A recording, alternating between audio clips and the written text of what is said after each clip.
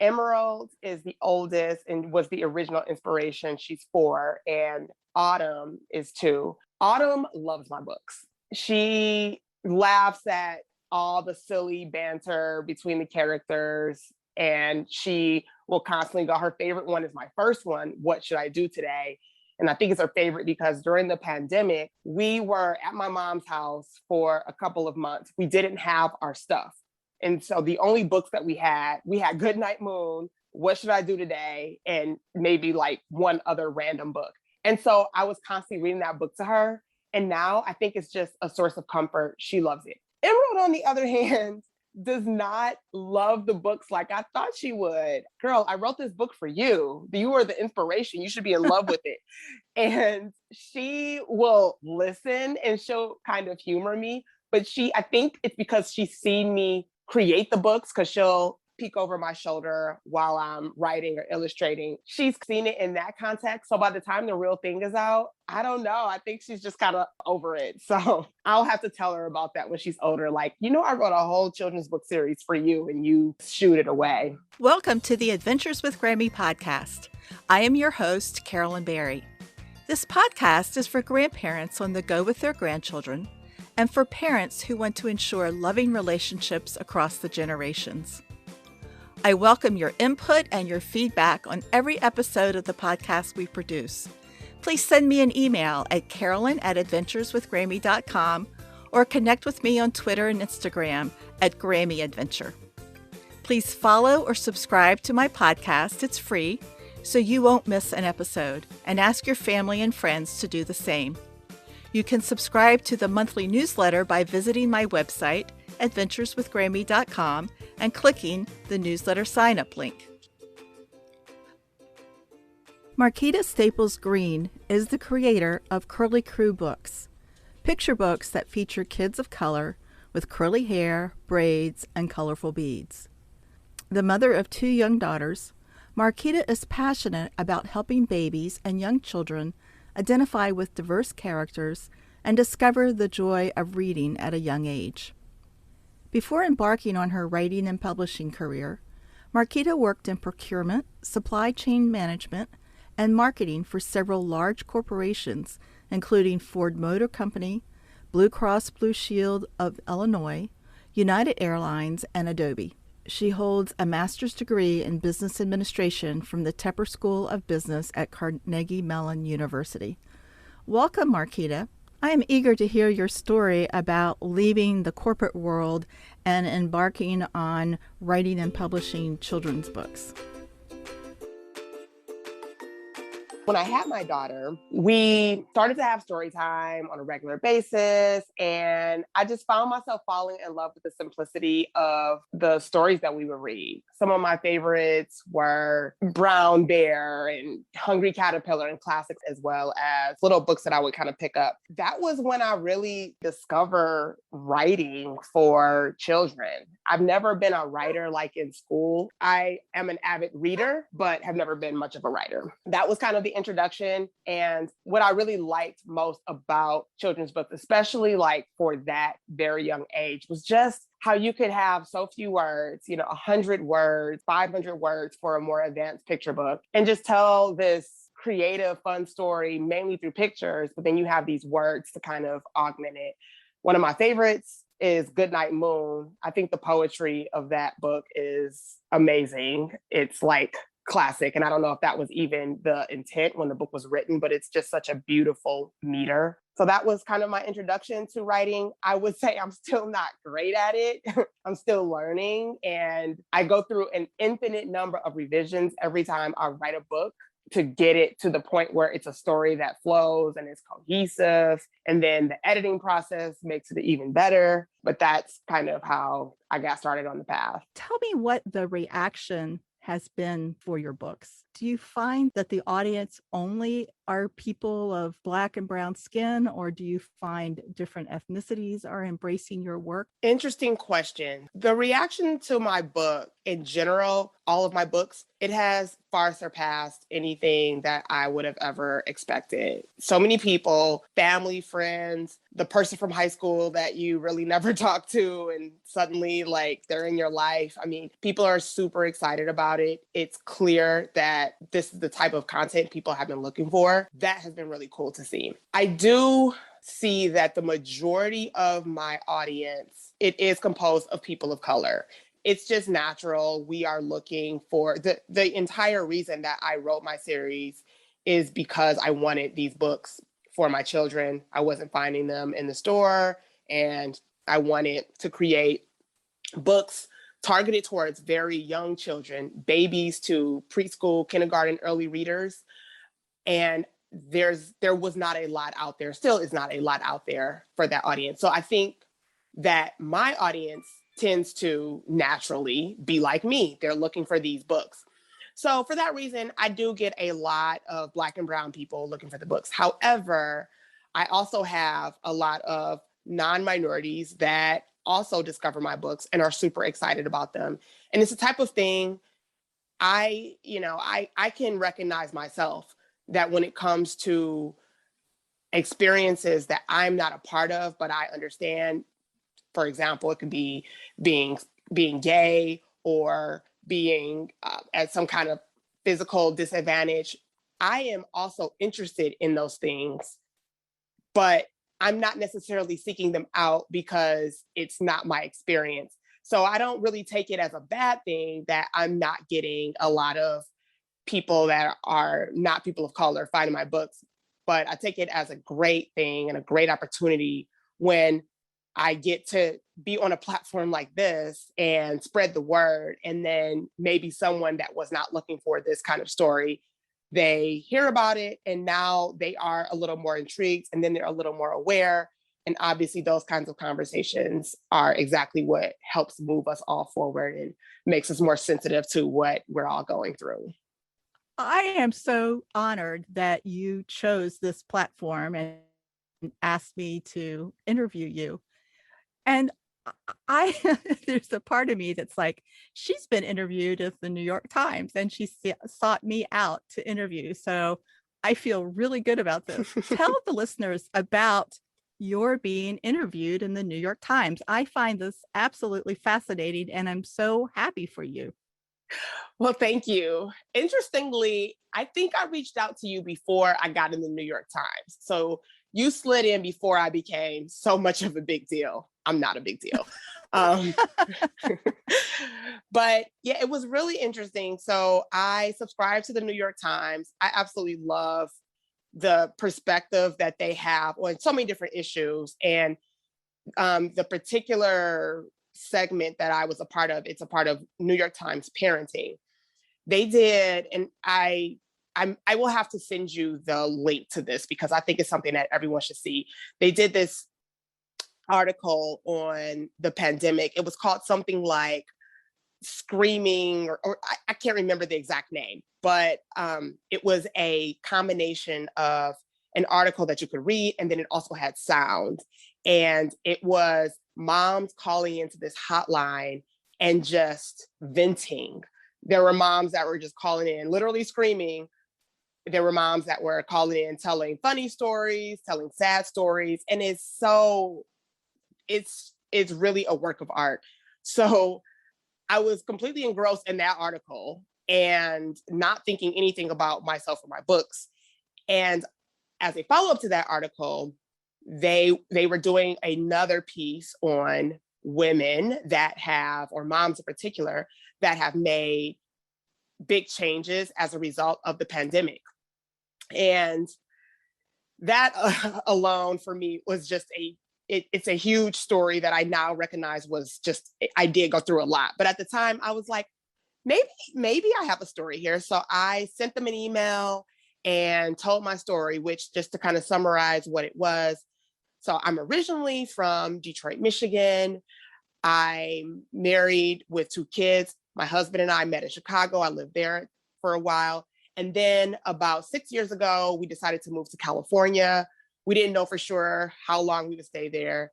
And we stayed for about 5 years. And around somewhere around year 3 or 4 or so, we started to think to ourselves, we kind of wanted to be a little bit closer to our family on the other side of the country, because that long flight, especially when you have two young children and you want to see grandparents, it was hard. So we had started thinking about it. And then, long story short, things kind of worked out so that we felt like we could make the move. And then the pandemic hit. And so we were in Chicago when the pandemic hit. We got stuck in Chicago. All of our stuff is still back in California. And we're like, what are we going to do? And so we finally decided, you know what? We've been thinking about moving. Atlanta worked out for a number of reasons. And so my husband went back to California, packed up all of our stuff. Like me and the children never even went back there. For a few months, we kind of just lived in Detroit and Chicago and just sort of figured things out.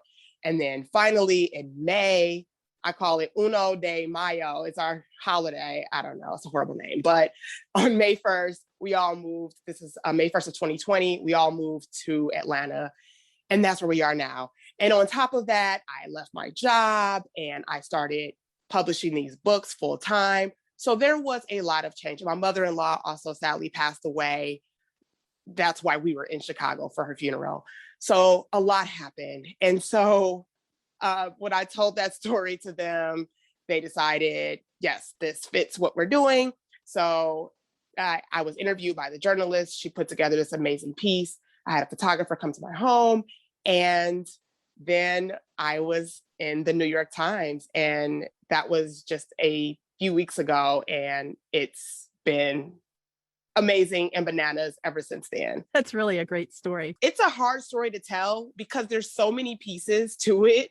I sometimes just don't even know where to start. Let's talk about your books. Now, you have story picture books. You also have a coloring book. They focus on little kids who have curly hair. Tell us about some of the characters. There are 6 characters in the Curly Crew, 3 girls, 3 boys, and they all look different. Their hair is all different. And that was really the original vision. I was inspired by things like the Babysitters Club and Rugrats and just all these different things that I grew up reading and watching and consuming as a child. And I wanted to create this group of kids. 90210 comes to mind. It's the preschool 90210, Beverly Hills 90210. And these kids, they are all just experiencing things in life. So there are 4 books in a coloring book. The first book is What Should I Do Today? And it's literally each of the kids is saying, what should I do? And it's a book that's in rhyme. And they're like, should I blow bubbles? Should I cook with my parents? And it is really just meant to kind of introduce the characters and talk through this very simple, everyday, relatable thing for kids. The second one is I Am Not Sleepy. And it goes into one of the characters, Emmy, who's based on my daughter, Emerald. And it's bedtime between her and mom. And it's just a funny, cute story about how fun and interesting bedtime is, because all parents and grandparents know that bedtime is just a whole experience. And the third book is I Love Being Me. And the children are all exploring the different parts of their bodies that makes them unique. And it's just a fun it's a fun story, but also self-empowering. Fourth book, I Have So Many Feelings. It explores one of the characters, Gavin, and all of the feelings that kids go through, because again, we all know these kids, they are going through a lot, and navigating all those feelings, it can be very challenging for them. So it's meant to talk about that. And the last book is a coloring book called I Am Magical. And it's a lot of all girly things. I mean, I didn't necessarily want to make a girls coloring book, but all of the things that I wanted to illustrate were just, and I don't know if girly is the right term. It really does not matter. It's not about gender, but for marketing purposes, a lot of the time when you go to Amazon people are searching for coloring books for girls, coloring books for boys. So that's the only reason that I decided to kind of target it that way. But it has butterflies and unicorns and all that kind of stuff. And all of the characters are inspired by children that I know personally. A lot of them are from California because that's when I created the book. So it was my daughter's Emerald's friends and classmates. And I based a lot of the experiences on things that my daughter had been going through at the time. And that's what I continue to do now. Yeah, I'm looking through the coloring book now. I guess girly is not an adjective I would use, even though the pictures are more geared toward girls, but you do have a dinosaur, you do have cooking and puzzles, and a robot. So it is definitely not girly, but I could see why from marketing you would say girls. I love the coloring books because the kids can be creative within a framework. So that's really cool. Now you have to make one for boys. Absolutely. And that was the one good thing about it. I'm like, well, this sets me up so that I have to do another coloring book, which I would love to do that. Although it's interesting, I will say coloring books, and I'd heard this, and this is just interesting to know for anyone in your audience that is considering creating one, they are difficult to market.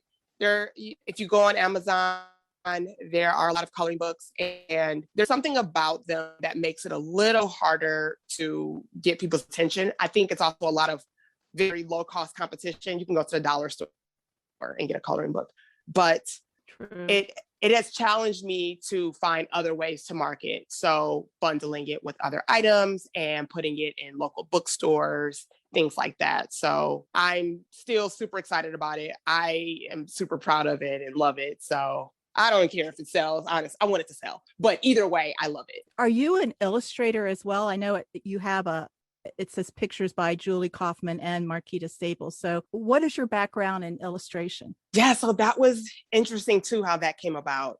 My background is, first of all, pretty non-existent.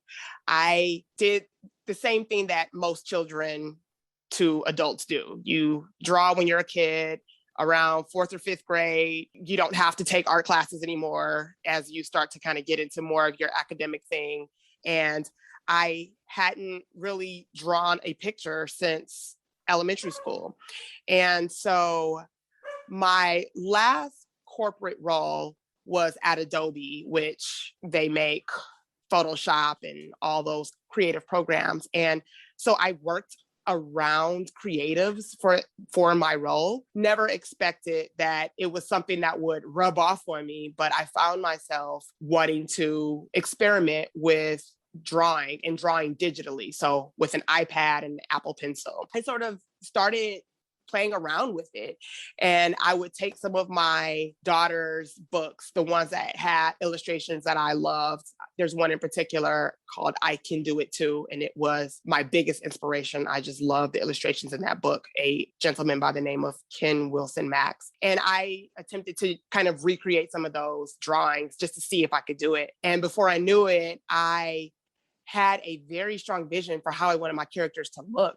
So I decided to illustrate the books myself. So the first 3 books, I was the sole illustrator, did all the illustrations. The last 2 and moving forward, I'm going to continue to work with an illustrator, Julie Kaufman. She's amazing. She's pretty early in her career, and I think I'm super lucky to have found her. She does in hours what it takes me weeks and months to do. So she's been awesome at doing the illustration. So when I say that the pictures are by both of us, there are some illustrations in the books that I've done. There are some that she's done. In general, I will tell her the overall direction, and I will put what's called thumbnails together of like kind of stick figures of how I want a scene or a character to look. And I'll add some notes like he should be laughing and Dad should look very exhausted or things like that. And then she'll turn around a completed sketch of what I had in mind. And then I've been doing a number of things to kind of work with her. And then I've found some other contractors that are able to fill in and help with different parts of the illustration process. Because what I've found, and a lot of children's book authors, you probably have found yourself in this position as well. You run into this thing where you're so dependent on an illustrator, and it can be okay if that illustrator is consistent and if they're not too busy. But if you're in a situation where they just can't get to your book, you have to wait. So I've been really working on building some redundancy so that I can always have someone working on the book. And I also can go ahead and make updates as well. It's a great business plan. It is a difficult one to keep going, but it works for me. And then you also asked about graphic design. Again, it does help a ton that I had access to these Adobe products. I also have InDesign, and I do all the layouts for my book. I do hire a graphic designer to do the covers and some of the more difficult outline work, and also to go back through and touch up what I've done. Because again, I fully acknowledge that I'm not great at this because I've been kind of scrappy and just learning on my own. So I definitely use the experts when I know that they can put a little polish on it and make it look even better. I like your philosophy. That's really cool. Let's talk to grandparents. You mentioned about how your mom misses your kids because you are in Atlanta, she's in Detroit. How do you manage that long distance relationship? It's so much better now that we have just a 2-hour, really like a 90-minute flight between us versus when I was in California and it was a 4-hour flight. So that was probably the biggest thing to help. I would say we probably see grandma about every other month. And whenever that happens, it's usually for a couple of weeks that we may be there in Detroit, or my mom may come here. And the kids are like, even this morning, first thing this morning, as my daughter's in bed with me, trying to get me to wake up, I want to see grandma. Let's go to grandma's house right now. Even though we get on an airplane, my daughter still seems to think that we can just kind of snap our fingers and be at grandma's house. But we absolutely see her as often as we can. FaceTime is huge. She hated FaceTime. She still hates FaceTime. I tell her I don't care. Your kids need to see you, because my kids are now a part of that generation that when they hear a voice, they expect to see a face that goes along with it. So we do lots of FaceTime calls probably every other day. Then it's just the amazing thing about my mom is my husband calls her Peter Pan because she really is like a big kid in a lot of ways. And she can make anything fun. She's all about the kids. Anything they want to do, she's there for them. She's the parent that's going to be at the kids' table, helping them put the crafts together, or she's going to be in the pool with them, playing with them. She's such a fun person, and she enjoys that grandchild time so much that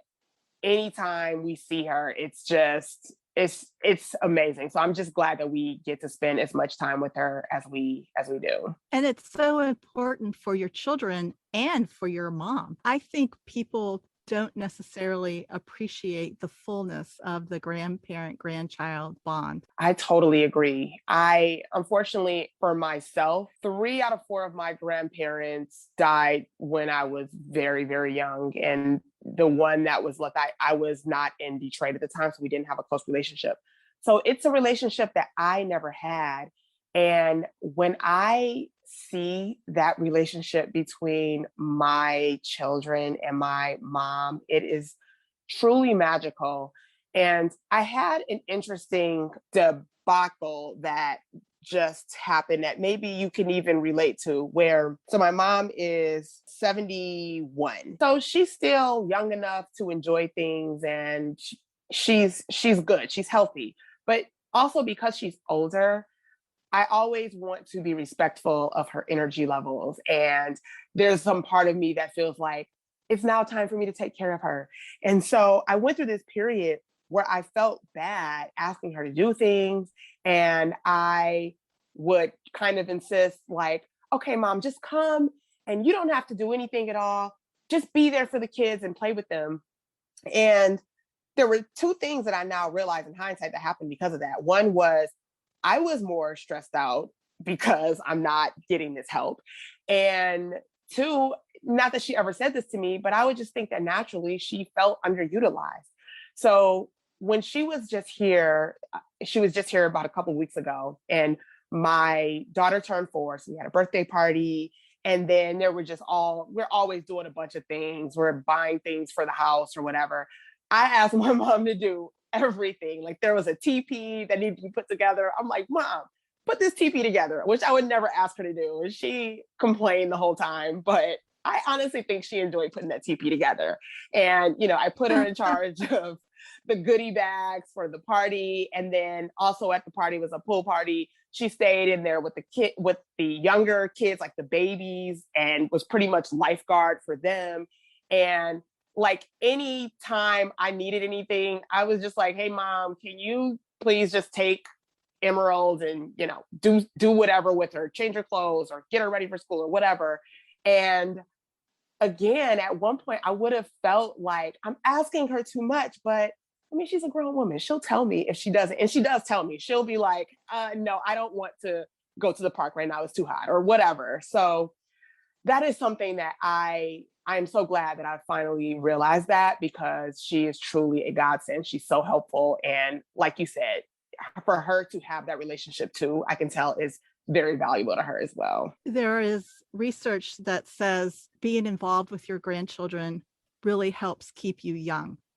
And I firmly believe that. I think when you look at physical disabilities and health-related issues, most often, and I'm not talking disease, but most often illness and falls and physical limitations occur because of inactivity, not keeping your muscles strong. You tend to overeat and things just go south really fast as far as health. So by staying active and taking those walks or riding a bicycle or pushing a stroller really has health advantages to the grandparent. And I just think it's a win-win for all the generations. And it's nice to hear that you have that loving relationship with your mom, and she obviously she knows you appreciate her and that she appreciates doing things with the grandkids. It's really heartwarming. I'm glad you have that. Thank you. Me too. But it's amazing how you don't even realize the blessing that children will be to your life. I mean, and it's created a different type of relationship in a great way between my mom and I too, just by us having these grandchildren to bond over. So it is absolutely a win-win-win for all of us. I have one more question to ask, and that is, what is your mom's reaction to your publishing career, writing and publishing career? It is actually really good. So it's always challenging when you're and I've got a history of having these projects. I've always been kind of entrepreneurial, and I come up with things and I kind of act on them. And so anytime I do that, I'm very nervous about the reaction from everyone. And my mom is definitely one of those people. And so I was nervous about this book venture for a number of reasons, especially because I was quitting my full-time job. And, most people in general, and especially as you think about more older generations, the stability is important. And so I'm like, I know my mom is going to be like, why are you doing this? And is this even serious? But she has been so supportive. She shares everything that I put on Facebook. She's like constantly in the share button, constantly telling people about it. She tells her friends about the stuff. She has friends that want to order the books.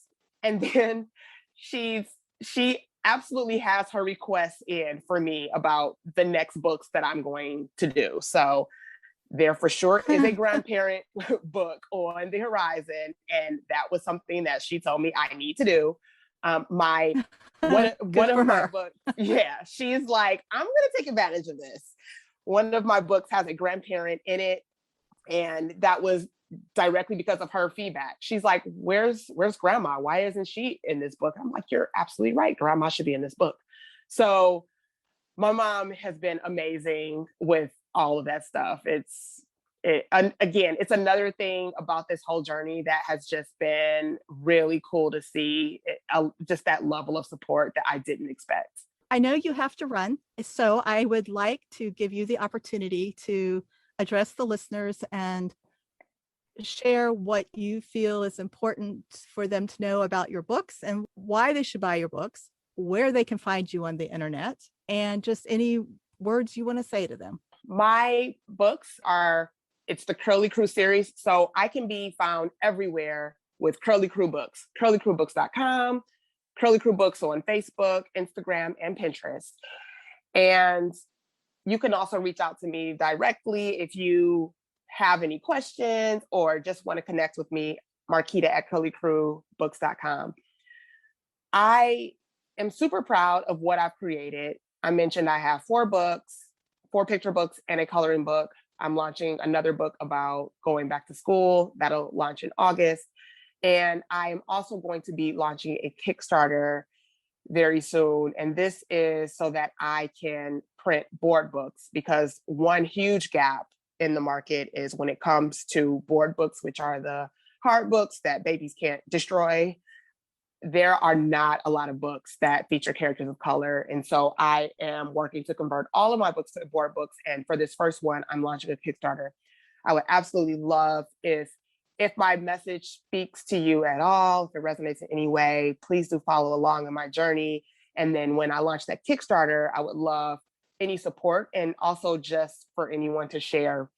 I think I am now seeing that I am here for a purpose, and that purpose is for young kids of color to feel seen and heard. It's also to increase literacy. It's to help young children fall in love with reading at a very young age, and also provide an experience so that parents and children can bond over these books. We have a lot of work to do in our communities of color, and I believe that literacy plays a huge part in getting us the wealth and the community and all of those things that we need. So I hope to continue to grow my platform and just speak to these children and parents and grandparents, very importantly, in all of those different ways. I hope you have enjoyed today's episode of the Adventures with Grammy podcast. You will find the links to our guests and the topics we discussed in this episode's show notes. If you would like to be a guest, or if you know someone who would be an awesome guest, please connect with me at Carolyn@adventureswithgrammy.com.